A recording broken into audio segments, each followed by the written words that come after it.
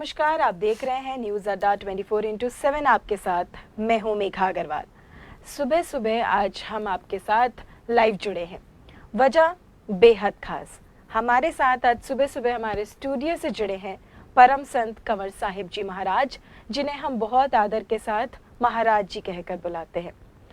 बहुत अच्छा लगता है हमें कि जब भी ये सिलीगुड़ी आते हैं, हमारे बहुत खास रिक्वेस्ट पर ये हमारे स्टूडियो आते हैं और हमारा मार्गदर्शन करते हैं, हमारे दर्शकों के साथ लाइव जुड़ते हैं।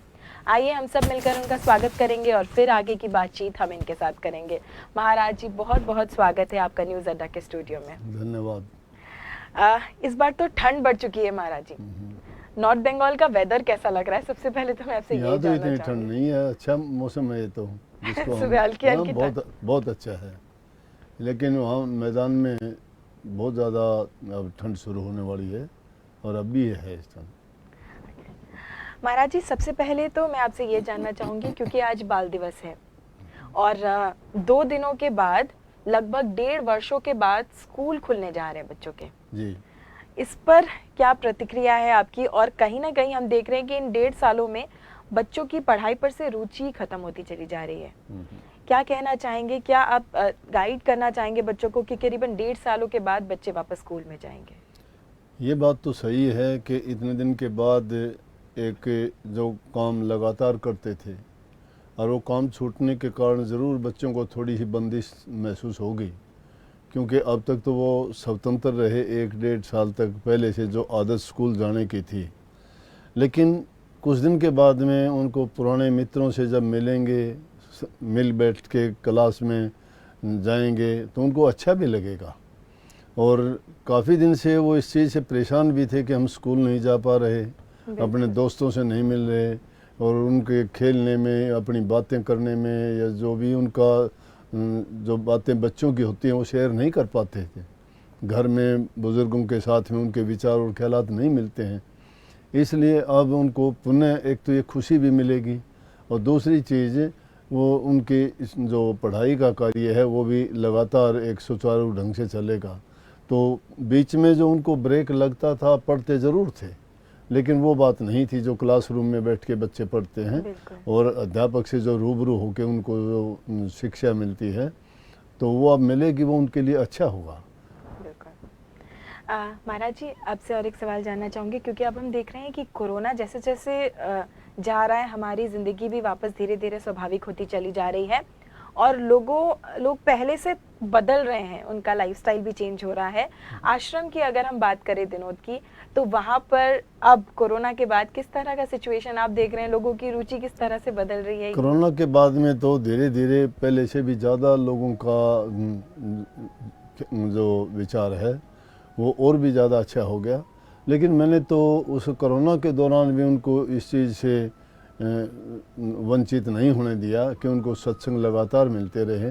हमने हर प्रकार से, चाहे यूट्यूब के ज़रिए, फेसबुक से उनको लगातार सत्संग भेजते रहे, सत्संग करते रहे, लाइव आके उनको समझाते भी रहे। उसमें कोविड के बारे में भी, किस प्रकार से रहना चाहिए, किस प्रकार से बचना चाहिए, किन किन चीज़ों की सावधानी रखनी चाहिए, बहुत अच्छे तरह से। और अब जब भी सत्संगी मिलते हैं तो बहुत खुश होकर कहते हैं। अभी कुछ दिन पहले एक आदमी तो 83 ईयर्स का था और वो आके कहने लगा कि मैं पहले कभी आपसे मिला नहीं। अच्छा, पहली बार आया वो और कहने लगा मैंने खाना भी नहीं खाया, 3 बजे थे दिन के, कि मैं प्रण करके चला था कि खाना जब खाऊंगा पहले दर्शन करूंगा। कोरोना के दौरान लगातार आपके सत्संग सुने, उनका कहना था, और वो सत्संग सुन के मुझे जो शांति मिली और मुझे ये महसूस तक नहीं हुआ कि भाई कुछ चेंज भी हुई है या कोई रोग बीमारी भी है। इतनी पॉजिटिविटी, इतने अच्छे विचार, इतने अपने मतलब ख्यालात को शक्ति मिली कि जिसके कारण वो टाइम भी गुजर गया। तो मैंने प्रण किया था कि जब भी ठीक होगा आपसे मिलने आऊँगा। अब मैं आपसे मिला हूँ, मैं आप चलो खाना खाओ पहले। तो अब सत्संगियों का ये है कि उनको लगातार फिर पुरानी रीति रिवाज के मुताबिक मिल के बैठना, सत्संग सुनना, आश्रम में आना, कोई इतनी रोक पाबंदी नहीं है, मास्क वगैरह से भी थोड़ी छूट होगी उनकी। तो पहले ज़्यादा सावधानी थी इसलिए थोड़े परेशान थे, अब बड़े खुश हैं और पहले की निस्बत और भी ज़्यादा सत्संगी ज़्यादा बढ़ चढ़ के आ रहे हैं। मतलब जैसे आपने पहले सवाल में बताया कि बच्चे अब स्कूल जाके हाँ, खुश हैं, उससे भी ज़्यादा होंगे, अच्छा है। वैसे ही सत्संगी आश्रम जी आकर खुश है। जी। महाराज जी, और एक चीज़ जानना चाहूँगी, क्योंकि अब हम देख रहे हैं कि एक के बाद एक समस्या आ रही है। पहले कोरोना ने हमारे सर पर तांडव किया, उसके बाद थर्ड वेव तो नहीं कहेंगे, लेकिन अगर हम बंगाल के बारे में बात करें तो बच्चे बहुत ज़्यादा तौर पर बीमार हुए, और अब फिर डेंगू का आतंक हो गया है। तो लोग कहीं ना कहीं हताश हो रहे हैं, मन से टूट रहे हैं। क्या कहना चाहेंगे कि अपने डे टू डे लाइफस्टाइल में किस तरह का बदलाव उन्हें करना चाहिए कि मन की शक्ति तो कम से कम उनके पास रहे? ये बात तो ठीक है। देखो, रोग बीमारी कोई भी आती है, उसके लिए रोकने के लिए हम प्रयास करते हैं, उसके लिए नई नई दवाइयाँ भी खोजी जाती हैं, दी जाती हैं, लेकिन एक बीमारी को रोकते हैं, उसका दूसरा रूप धारण करके किसी दूसरे रूप में प्रकट हो जाती है। उसका मुख्य कारण तो है पोल्यूशन, क्योंकि प्रकृति के साथ जो इंसान ने छेड़छाड़ की है, कितने सालों से पेड़ों को काट दिया गया, जंगल खत्म हो गए, जंगली जीव जंतु थे, उनको छिपने की जगह नहीं रही, वायुमंडल को, वातावरण को जो शुद्ध और ठीक करने वाली थे वो पेड़ों में ताकत थी, वो नहीं रही। अब जितना देखते हैं प्रदूषण हवा में इतना ज़्यादा है, कहीं तो धान की पराली जलाई जाती है, जगह जगह पे जो फैक्ट्रीज लगाई गई हैं उनमें ख्याल ही नहीं रखा जाता कि वो धुआं छोड़ती हैं, उसके लिए कोई इंतज़ाम प्रबंध ऐसा हो कि जिससे ये ख़राब ना हो, पोल्यूशन ना हो, उसका इंतज़ाम नहीं है। लेकिन वो तो बढ़ते जा रहे हैं, कारोबार बढ़ते जा रहे हैं, फैक्ट्रियाँ ज़्यादा हैं, ज़रूर हैं, लेकिन इस बात का ख्याल नहीं करते कि इंसान की सेहत पर उसका क्या असर पड़ता है। ईंट भट्ठे हैं, जैसे दिल्ली के आसपास में देखते हैं कितने ईंट भट्ठे लगे, कितना धुआं रोज़ाना छोड़ते हैं। बल्कि कई बार तो हालात ये होती है कि सांस लेने तक की समस्या होती है। दिल्ली, गुड़गांव, फरीदाबाद, इन शहरों में इतना पोल्यूशन है, आँखों में जलन होती है, कपड़े पहन के निकलो दोपहर तक काले हो जाते हैं। तो अब ऐसे हालात में तो जब हवा भी दूषित होगी, वातावरण भी सही नहीं होगा, वो हर चीज़ पर असर डालता है, तो छोटे बच्चे उसको कैसे बर्दाश्त करेंगे? किसी न किसी रूप में वो रोग के रूप में तो बाहर आएगा ना। इसलिए ये रोग बीमारियों के पैदा करने वाले हम हैं, और उसके बारे में फिर भी चिंता नहीं करते हैं, बढ़ता ही जा रहा है। अगर थोड़ा सा, हर इंसान की जिम्मेवारी है, ना मेरी ना आपकी या अकेले किसी की भी नहीं, हम सब उसको मिलजुल के अगर इन चीज़ों का ख्याल रखें तो उनको रोका जा सकता है, कम किया जा सकता है, और इनसे बचा भी जा सकता है। बिल्कुल महाराज जी, अब हम जो देख रहे हैं, हर कोई सिर्फ और सिर्फ एक वर्ड के पीछे भाग रहा है कि सक्सेसफुल बनना है, सफलता प्राप्त करनी है। आपसे जानना चाहूँगी कि सफलता की परिभाषा क्या है, या फिर एक सफल आदमी और कामयाब आदमी कौन है? क्या सिर्फ और सिर्फ जिसने पैसे कमाए? अब तो ये तो अपने अपने ख्यालात से कोई भी कुछ भी कहेगा। शायद मैं जो आपको बात बताऊं या कहूँगा वो सबको रास आए या ना आए, शायद बुरा भी बहुत लोगों को लगेगा, या जिनके लिए कहा जाएगा उनके लिए अच्छी नहीं होगी, क्योंकि इंसान को आपाधापी का समय आ गया। इंसान दूसरे के प्रति भावना नहीं रखता। हमारे संस्कार और संस्कृति ऐसी नहीं थी। हमारे संस्कार और संस्कृति तो ये थी कि परोपकार, दूसरे का भला करो, और जब इंसान दूसरे का भला सोचता है उसका भला अपने आप ही होता चला जाता है, क्योंकि प्रकृति का नियम है कि जिसको जैसा आप जैसा बर्ताव करोगे, जैसा भी करोगे, उसका परिणाम लौट के आपके पास आएगा। एक्शन का रिएक्शन है। बिल्कुल। लेकिन अब जो हालात चल रहे हैं वो नौजवान बच्चों में एक बहुत बड़ा वैचारिक गैप हो गया है, उनके अंदर एक दूरी बन गई है। जो पुराने संस्कार हैं वो खोते जा रहे हैं। हम बच्चों को संस्कार नहीं दे पाते। बच्चों के लिए ज़रूरत से ज़्यादा आज़ादी हो गई है। पहले स्कूल जाते हैं, फिर कॉलेज जाते हैं, उसके बाद में वो अपने वहीं से अपने रोज़गार के लिए निकल जाते हैं। ना माँ बाप का पता, ना रिश्ते नातों का पता, ना मामा फूफा बुआ का पता है उनको।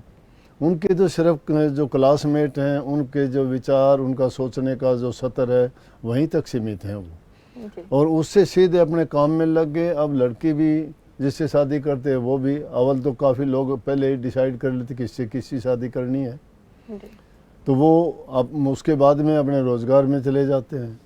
ना उनका माँ बाप से मिलन होता है, सुबह काम के लिए जाते हैं, शाम को लौट के आते हैं, तो किससे क्या, उसमें जब हरा थका इंसान आता है तो खाना खाएगा, सो जाएगा। बिल्कुल। तो अब उसमें क्या है कि यूँ सोचते हैं कि प्रतिस्पर्धा होगी, मैं दूसरे से अच्छा अच्छे मकान में रहूं, अच्छे कपड़े पहनूं, अच्छी चीज़ों का प्रयोग करूं, और यही जीवन है। लेकिन अगर इंसान अपने विचारों को और ख्यालात को मतलब एक लिमिट में रखे और अच्छा सोचे, और जितनी ज़रूरत की चीज़ें हैं उतनी ज़रूरत की चीज़ें प्राप्त करके संतोष कर ले मन में, तो हर प्रकार से वो सुखी रहेगा, समृद्ध रहेगा और खुशहाल भी रहेगा। नहीं तो सब कुछ होने के बावजूद भी लालसा तो कभी भरती नहीं इंसान की। एक को देखोगे तो उससे अगला मिलेगा, उससे ज़्यादा मिलेगा, उससे ज़्यादा मिलेगा, अंत नहीं है। अब हाँ, अंत नहीं है। उनको देख के फिर इंसान जो है उससे उसको बेचैनी बढ़ती चली जाती है कि मेरे पास ऐसा क्यों नहीं है, मैं सुखी इतना क्यों नहीं हूँ, मेरे पास कार गाड़ियाँ बंगले क्यों नहीं हैं, मेरे पास अच्छे कपड़े क्यों नहीं हैं। जी। तो इस चीज़ को लेके हम जो है यही सोचते हैं कि पैसा सब कुछ है, उस चीज़ को नहीं सोचते कि पैसे में ना तो शांति है और ना प्रेम है। इसमें जो चीज़ है वो तो अगर संतोष करे इंसान तो सब कुछ उसी में है। साथ साथ में महाराज जी, कुछ दिन पहले हमने देखा था कि यूट्यूब चैनल पर, जो राधा स्वामी दिनोद का एक यूट्यूब चैनल है, उस पर आपका एक स्पेशल प्लेलिस्ट बनाया गया था कि इंसान दुखी क्यों है। तो इसका क्या वही कारण हो सकता है?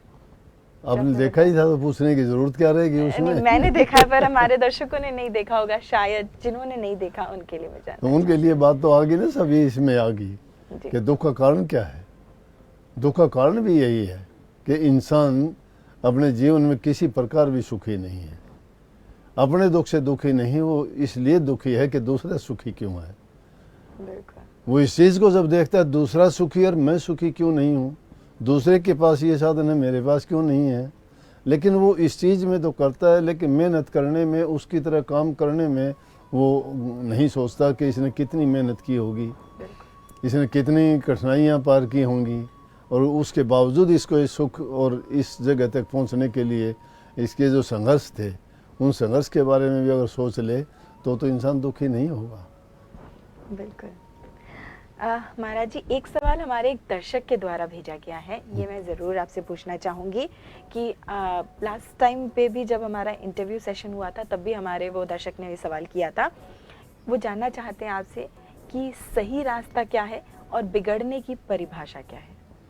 सही रास्ता तो ये है कि इंसान अपने समाज के नियमों के मुताबिक मर्यादाओं में रहते हुए अपने सभी काम करता रहे जी। ये सही रास्ता है। उसमें माँ बाप की सेवा, बूढ़े बुजुर्ग की इज्जत सम्मान, अच्छा दूसरों के साथ बर्ताव और व्यवहार जी। और जितना हो सकता हो इंसान तन से, मन से, धन से दूसरे का हित करे जी। और सबके लिए अच्छा करे, कोई भी बुरी आदत ना अपनाए, जी। कोई पाप कर्म ना करे। तन से, मन से, धन से, मन से, वचन से और कर्म से इंसान पवित्र हो जाए, यही सबसे अच्छा तरीका है। बिल्कुल। साथ साथ महाराज जी, मैं आपसे ये ज़रूर जानना चाहूँगी, क्योंकि अब आपके आशीर्वाद से न्यूज़ अड्डा में हम अच्छा परफॉर्म कर रहे हैं, न्यूज़ अड्डा के बारे में आपकी क्या राय है? न्यूज़ अड्डा मुझे बहुत अच्छा लगता है। मैं और आशीर्वाद भी देता हूँ कि दिन दूनी रात चौगुनी ये और भी ज़्यादा उन्नति करे और हम इसी प्रकार से मिलते रहें, और आप हमारे लिए, हम आपके लिए इसी प्रकार से काम करते रहें, और ये आगे ज़्यादा से ज़्यादा और बढ़े। जैसे अब तो कितने चार चैनल काम करते, आगे और भी ज़्यादा बढ़ते जाएं।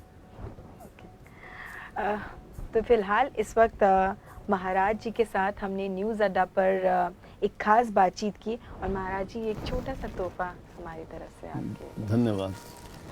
हमें बहुत खुशी हुई कि आप अपने बिजी शेड्यूल से समय निकालकर हमारे स्टूडियो आए और आपने हमारे दर्शकों के साथ एक खास बातचीत की। ये कोई एहसान वाली बात नहीं है, मुझे भी खुशी मिलती है यहाँ आने के लिए, क्योंकि जब भी सत्संगी लोग भी देखते हैं उनका आग्रह भी होता है कि जब भी मैं यहाँ आता हूँ तो उनको आस होती है कि मैं आपके न्यूज़ अड्डा पे आऊँगा, आपको यहाँ कोई ना कोई उनको संदेश मिलेगा। बिल्कुल। तो इसको देख के उनको अच्छा लगता, मुझे भी। फिर जब सत्संगी लोग मेरी बातों से मुझे देख के या उनको प्रसन्नता मिलती है तो मुझे उनसे ज़्यादा प्रसन्नता मिलती है।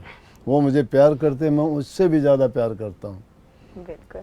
और महाराज जी, हमारे कुछ एक दर्शक जानना चाह रहे हैं कि आप अगली बार कब आएंगे, कमेंट बार- सेक्शन में पूछ रहे हैं। जब भी मुझे याद करते हैं मैं तभी आ जाता हूँ, मैं परवाह नहीं करता। अब भी 2 दिन के बाद जनरल सत्संग है हमारा भिवानी में, अच्छा, 19 तारीख का, लेकिन कितना टाइम है, 2 दिन पहले तो वहाँ सेवादार आ जाते हैं, इतनी लंबी चौड़ी मतलब संगत आती है, उसके लिए फिर भी मैं इनकार नहीं करता। मेरे से जितना भी होता है मैं बिना किसी परवाह करे, जहाँ कोई भी प्रेमी मुझे बुलाता है मैं पहुँचने का हर संभव प्रयास करता हूँ।